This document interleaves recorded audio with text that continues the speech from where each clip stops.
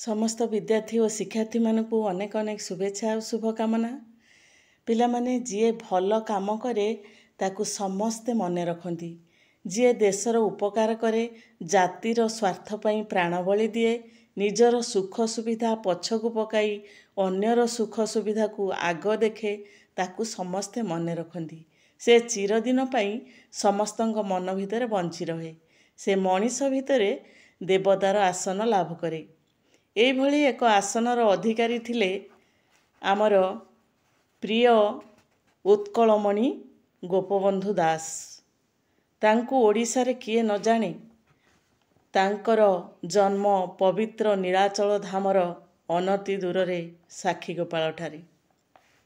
साक्षीगोपालर निकटरे पूर्णतया भार्गवी, सुआंड भार्गवी नदी कूलर एक क्षुद्र ग्राम। सेठारे 1877 मसीहा अक्टोबर मास 9 तारिख रे उत्कलमणि गोपबंधु दास जन्म ग्रहण करथिले। जन्म हेबार अल्प केते दिन मध्यरे तांकर माता स्वर्णमयी देवी इहलीला त्याग करथिले। किंतु गोपबंधु मातृस्नेहरु चिरदिन पई वंचित हेले।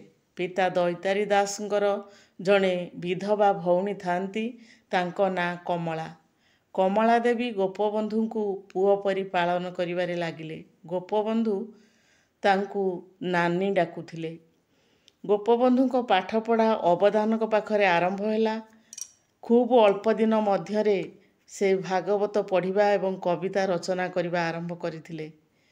एहा देखि तांको प्रति अवधानकर आदर जत्न बढ़िबाकु लागिला। एते अल्प बयस रे गोप कविता रचना करि पारुछि बोली जानी पिता दैतारी दास बेस प्रीत हेले। सेतेबेले बाल्य विवाह प्रथा प्रचलित थाए। अल्प बयस रे गोपबंधु को विवाह करबाकु पड़िला। तांकु सेतेबेले 12 वर्ष होइथाए। से जाहाकु विवाह कले से सेही पाख गाँर झीयटीए 9 वर्षर झीय मोती। रूपदेईपुरु सुआंड ठारू प्राय 7 किलोमीटर दूर। सेठारे थिबा माध्यमिक भर्नाकुलार स्कूल रे गोपबंधु नाम लेखाइले। यथा समय पाठपढ़ा शेष करी से पुरी जिला स्कूल रे नाम लेखाइले। कठिन अध्यवसाय एवं परिश्रम फल रे से इंग्राजी एवं ओडिया साहित्य रे बेस पारदर्शिता लाभ करि पारथिले। गोपबंधु टिके खना थिले। कथा कहिला बेले तांकर पाटी लागुथिला। एणु राति रे सोइला बेले से पाटी रे गोड़ी रखी सुअंती। दिनकू 2 थर निर्जन स्थान रे ठिया होई वक्तृता देवा अभ्यास करती। सांग पिला माने तांकु थट्टा परिहास करी अनेक कथा कहती। गोपबंधु कौनसी कथा को भ्रुक्षेप न करी निज कर्म रे अटल रहुथिले। एहार फलस्वरूप से भविष्यत जीवन रे जने सुवक्ता होई पारिथिले।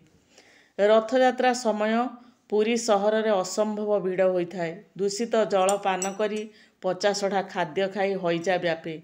थरे प्रबल हईजा हैला। जुआड़े चाहब सियाड़े कुढ़ कुढ़ शब। गोपबंधु सेतेबेले पुरी जिला स्कूल छात्र।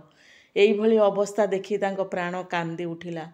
केतेक उत्साही युवकों को नेई पोड़ी देवार व्यवस्था करागला कुढ़ कुढ़ शबकू। से गोटे सेवा समिति गठन कले। शबगुड़ी को यथास्थान को नेई पोड़ीबार व्यवस्था कले। रोगी मानकु औषध और पथी जोगाई दियागला।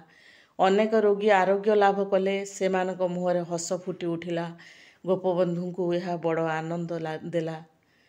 1901 रे से FA पास कला बेले तांकर एकमात्र पुत्र मृत्यु मुखरे पड़िला। सेथिरे मर्माहत होई से पाठपढ़ा छाड़ी देवाकू मनस्थ करथिले। केतेक बंधु बाध्य करिबारु से पुणी BA पढ़िले। सेवा कार्य रे अधिक मन देबारु से BA रे अकृत कार्य होइथिले। 1904 रे BA पास करी MA और आईन प्रणयन कले। MA पाठ छाड़ी देई कलिकता विश्वविद्यालय BL पास कले। कलिकता अवस्थान काल रे से प्रवासी ओडिया मानक संपर्क रे आसिले। सेमानकर सुख सुविधा पाई गोटिए ओडिया श्रमिक संघ गठन कले। नैश विद्यालय प्रतिष्ठा करी निरक्षर मानकु शिक्षा लाभर व्यवस्था कले।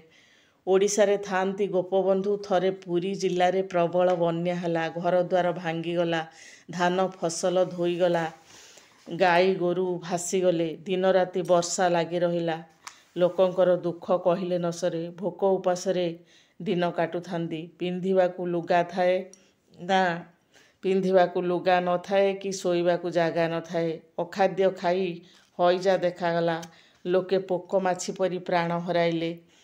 ଘର ଘର ବୁଲି ଯାହା କିଛି ଚାନ୍ଦା ଆଦାୟ ହେଲା। ହଇଜା ଏକ ମାରାତ୍ମକ ଡିଆଁ ରୋଗ। ସେଇଭଳି ରୋଗୀ ପାଖକୁ ଯିବ କିଏ?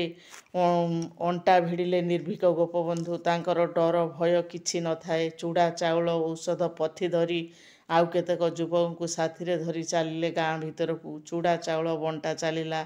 ଔଷଧ ମଧ୍ୟ ଦିଆଗଲା। ଦିନକର କଥା, ବଣ୍ଟା ଚାଉଳ ଏବଂ କର୍ମୀଙ୍କର ଖାଇବା ଚାଉଳ ଅଲଗା ଅଲଗା ନିଆଯାଇଥାଏ। ଖାଉ ଖାଉ ଖାଇବା ଚାଉଳ ସରିଯାଇଥାଏ। ବାଧ୍ୟ ହୋଇ ବଣ୍ଟା ଚାଉଳରୁ ସେମାନେ କିଛି ରୋଷେଇ କଲେ। ରୋଷେଇ ସରିଲା। ଖଲିପତ୍ରରେ ଭାତ ବଢ଼ା ହେଲା। ଏହା ଦେଖି ଗୋପବନ୍ଧୁ ପଚାରିଲେ, ଆମ ଚାଉଳ ତ ସରିଯାଇଥିଲା, ଏ ଭାତ ପୁଣି କୁଆଡ଼ୁ ଆସିଲା? ଜଣେ ଛାତ୍ର କହିଲେ, ମହାଶୟ, ଏହା ବଣ୍ଟା ଚାଉଳର ଭାତ। ଗୋପବନ୍ଧୁ କ୍ଷଣକାଳ ନିର୍ବାକ ହୋଇଗଲେ। ଆଖିରୁ ଲୁହ ଧାର ଝରିବାକୁ ଲାଗିଲା। ଖଲିପତ୍ରରେ ଭାତ ସେମିତି ବଢ଼ା ହୋଇଥାଏ। ବାହାରିଲେ ଗାଁ ଭିତରକୁ। କେତେକ ଲୋକଙ୍କୁ ଡାକି କହିଲେ, ଭାଇମାନେ, ତୁମମାନଙ୍କ ପାଇଁ ଏ ଭାତ ବଢ଼ାଯାଇଛି, ଖାଅ। କର୍ମୀମାନେ ଏହା ଦେଖି ସ୍ତମ୍ଭୀଭୂତ ହୋଇଗଲେ। ସେମାନଙ୍କର ଭୋକ ଶୋଷ କୁଆଡ଼େ ଉଭେଇଗଲା। ଆଉ ଦିନକର ଘଟଣା, ଗୋପବନ୍ଧୁଙ୍କର ଲୁଗାଟି ଚିରି ଯାଇଥାଏ। ଲୁଗା ଖଣ୍ଡେ ଦରକାର। ସେ ଜଣେ ବନ୍ଧୁଙ୍କୁ ଡାକି କହିଲେ, ମୋ ପାଇଁ ଲୁଗାଟି ଆଣନ୍ତନି।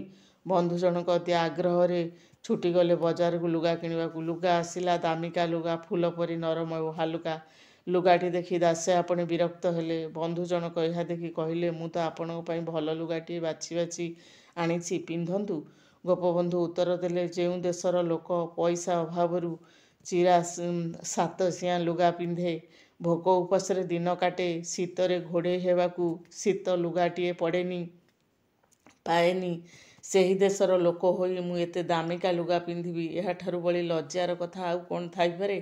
ପରେ ତାଙ୍କ ଇଚ୍ଛା ମୁତାବକ କମ୍ ଦାମର ଖଣ୍ଡେ ମୋଟା ଖଦଡ଼ ଧୋତି ଆସିଲା। ଧୋତିଟି ପିନ୍ଧି ପକାଇଲେ ଗୋପବନ୍ଧୁ। ଆଣ୍ଠୁ ଲୁଚୁ ନଥାଏ। ହସ ହସ ମୁହଁରେ କହି ପକାଇଲେ, ଏଇଟି ସିନା ମୋ ଲାଖି ଲୁଗା। ସେବା କରିବାକୁ ଗୋପବନ୍ଧୁ ଭାରି ଭଲ ପାଆନ୍ତି। ତାଙ୍କ ଜୀବନର ଆଉ ଗୋଟିଏ ଘଟଣା। ଥରେ ଗୋପବନ୍ଧୁଙ୍କର ଏକମାତ୍ର ପୁଅ ଜ୍ୱରରେ ପଡ଼ିଥାଏ। ଘରେ ସମସ୍ତଙ୍କ ମନରେ ଦୁଃଖ। ରୋଗଶଯ୍ୟା ପାଖରେ ବସି ପୁଅର ମୁଣ୍ଡ ଆଉଁଶୁଥାନ୍ତି। ଏତିକିବେଳେ ଜଣେ ଲୋକ ଘର ଭିତରକୁ ପଶି ଆସି କହିଲା, କୁଶଭଦ୍ରା ନଦୀବନ୍ଧ ଭାଙ୍ଗି ଯାଇଛି। ଲୋକେ ପାଣି ଘେରରେ, ପ୍ରବଳ ବନ୍ୟାରେ ଘରଦ୍ୱାର ଆଉ ନାହିଁ। ତତ୍କ୍ଷଣାତ୍ ଗୋପବନ୍ଧୁ ଉଠିପଡ଼ି କହିଲେ, ଚାଲ ଚାଲ, ଭଗବାନଙ୍କର ଇଚ୍ଛା ଯାହା ଥିବ ସେଇଆ ହେବ। ବନ୍ୟା ବିପନ୍ନ ଅଞ୍ଚଳର କାର୍ଯ୍ୟ ସାରି ଫେରିବାକୁ ତାଙ୍କୁ ବହୁତ ଦିନ ଲାଗିଗଲା। ଆସି ଦେଖିଲେ ସେ ପୁଅ ଆଉ ନାହିଁ। ସମସ୍ତେ ତାଙ୍କୁ ଦେଖି କାନ୍ଦି ପକାଇଲେ। ସମସ୍ତଙ୍କୁ ସାନ୍ତ୍ୱନା ଦେଇ ସେ କହିଲେ, ଗୋଟିଏ ପୁତ୍ର ସିନା ମୃତ୍ୟୁବରଣ କଲା, ତେଣେ ବନ୍ୟା ଦାଉରୁ ଅସଂଖ୍ୟ ପୁତ୍ର ବଞ୍ଚିଗଲେ ଯେ। ଦେଶର ସେବା କରିବା ପାଇଁ ଗୋପବନ୍ଧୁ ମହାତ୍ମା ଗାନ୍ଧୀଙ୍କ ଅସହଯୋଗ ଆନ୍ଦୋଳନରେ ଯୋଗ ଦେଇ ବହୁବାର କାରାବରଣ କରିଥିଲେ। ସ୍ୱାଧୀନତା ପାଇଁ ତାଙ୍କର ଯେଉଁ ପ୍ରାଣପାତ ଉଦ୍ୟମ, ତାହା ଏ ଜାତି ଭୁଲି ପାରିବ ନାହିଁ। ସେ କହନ୍ତି, ମିଶୁ ମୋର ଦେହ ଏ ଦେଶ ମାଟିରେ, ଦେଶବାସୀ ଚାଲି ଯାଆନ୍ତୁ ପିଠିରେ, ଦେଶର ସ୍ୱରାଜ୍ୟ ପଥେ ଯେତେ ଗାଡ଼, ପୁରୁ ତହିଁ ପଡ଼ି ମୋର ମାଂସ ହାଡ଼। ହଜାରିବାଗ ଜେଲରେ ଥିଲାବେଳେ ସେ କାରା କବିତା ଆଉ ବନ୍ଦୀର ଆତ୍ମକଥା ପୁସ୍ତକ ରଚନା କରି ସ୍ୱାଧୀନତା ସଂଗ୍ରାମୀମାନଙ୍କ ହୃଦୟରେ ଗଭୀର ଉତ୍ସାହ ଓ ପ୍ରେରଣା ଭରି ଦେଇଥିଲେ। ସେ ସମାଜ ଏବଂ ସତ୍ୟବାଦୀ ବୋଲି ଦୁଇଟି ପତ୍ରିକା ପ୍ରତିଷ୍ଠା କରିଥିଲେ। ଏବେ ସମାଜ ବି ଚାଲିଛି, ସତ୍ୟବାଦୀ ମରିଯାଇଛି। ସେ ଲୋକସେବକ ମଣ୍ଡଳର ଆଜୀବନ ସଭ୍ୟ ଥିଲେ। ସେ ଯାହା କିଛି କରୁଥିଲେ ପର ପାଇଁ, ନିଜ ସ୍ୱାସ୍ଥ୍ୟ ପାଇଁ ଦୃଷ୍ଟି ନ ରଖିବା ଫଳରେ ତାଙ୍କର ସ୍ୱାସ୍ଥ୍ୟ ଭଗ୍ନ ହେଲା। ତାହା କ୍ରମେ ଆହୁରି ଖରାପ ହେବାକୁ ଲାଗିଲା। ତାର ବାର୍ତ୍ତା ପାଇ ଅନେକ ବନ୍ଧୁ ସହକର୍ମୀ ତାଙ୍କୁ ଶେଷ ଦର୍ଶନ କରିବା ପାଇଁ ଆସିଲେ। ସେଦିନ 1928 ମସିହା ଜୁନ 17 ତାରିଖ ସନ୍ଧ୍ୟା 7:25 ସମୟରେ ତାଙ୍କର ଅମର ଆତ୍ମା ମର ଶରୀର ତ୍ୟାଗ କଲା। ସତ୍ୟ, ଶାନ୍ତି, ଦୟା ଆଉ ସେବାର ପୂଜାରୀ ପୁଣ୍ୟାତ୍ମା ଗୋପବନ୍ଧୁ ଆମ ନିକଟରେ ଚିରସ୍ମରଣୀୟ। ପିଲାମାନେ, ଆଜି ରାଜନୀତିରେ ପ୍ରବେଶ କରି ଲୋକମାନେ ଜନସେବା କରିବାକୁ ଆଗେଇ ଆସୁଛନ୍ତି। ସମସ୍ତେ କ୍ଷମତା ପାଇଁ ଆଉ ଅର୍ଥ ଲାଳସାରେ କ୍ଷମତା ଆଶାରେ ଲୋକମାନଙ୍କର ସେବା କରିବାର ପ୍ରଲୋଭନ ଦେଖେଇ ଗାଦି ମାଡ଼ି ବସୁଛନ୍ତି। କିନ୍ତୁ ପ୍ରକୃତରେ ବାସ୍ତବରେ ଚିନ୍ତା କଲେ ଗୋପବନ୍ଧୁଙ୍କ ସହିତ ଆଜିର ନେତାକୁ ତୁଳନା କଲେ କେତେ ଆମକୁ ନିଜକୁ ଖରାପ ଲାଗୁଛି। ସମୟ କେତେ ବଦଳି ଯାଇଛି। ଲୋକମାନେ ସ୍ୱାର୍ଥ ପାଇଁ କେବଳ ସେବାର ଦ୍ୱାହି ଦେଇ ଫାଇଦା ଉଠେଇବାକୁ ଚାହୁଁଛନ୍ତି। ତେଣୁ ଗୋପବନ୍ଧୁଙ୍କ ଜୀବନୀ ଆମ ଜୀବନରେ ଏମିତି ଗୋଟେ ରେଖାପାତ କରିଛି, କେହି ବି ଜଣେ ଯଦି ଭଲ ମଣିଷ ହେଇଥିବ ନିଶ୍ଚିତ ଭାବରେ ତାଙ୍କର ନାମ ଉଚ୍ଚାରଣରେ ହିଁ ତାଙ୍କ ମଥା ନଇଁଯିବ ଆପେ ଆପେ। ତେଣୁ ତାଙ୍କର ମହାନ ଆଦର୍ଶରେ ଅନୁପ୍ରାଣିତ ହେଲେ ଆମ ଏ ଉତ୍କଳ ମାଟି ଧନ୍ୟ ହେବ। ଆଜି ପାଇଁ ଏତିକି ରହୁଛି। ସମସ୍ତଙ୍କୁ ଅଶେଷ ଅଶେଷ ଧନ୍ୟବାଦ।